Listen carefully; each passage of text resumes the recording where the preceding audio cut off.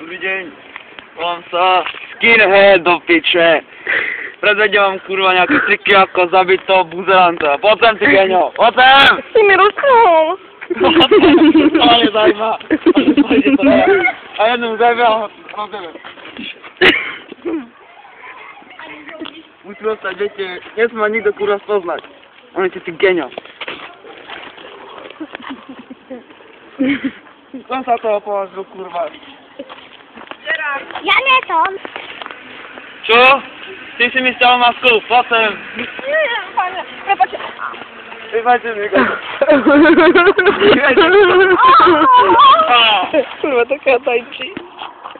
Kto má ešte problém, ty? Ne, ale... Ja. On má, on. Postav sa. Ja mám.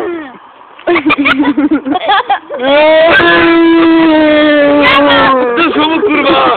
Ja mám. Drž ho, keď ťa rozprávam. Ja mám. Ale im drž piču, keď ťa rozprávam, či zajmeš.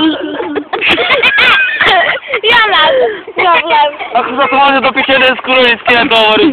To má Ja. tričky. Ja mám problém. Ty si mal problém? Ja. Ja som mal problém.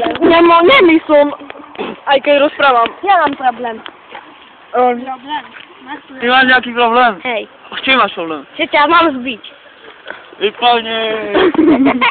Ovedo, ale... Ja si predstavujem, malá sračka. Nech vypadne. Poviem vám nejaké metódy, ako správne zložiť svoje supera. Pozerajte sa teraz. Zapem! Pomôž mi, debil. Ani raz. Spadol som. Kurva. Ešte ma tu jebe niekto. Hej, ja. Do piči rozprávam. Ešte žijem. Keď rozprávam, neskačte mi do reči. Lebo Ja. ja som skinhead do piči.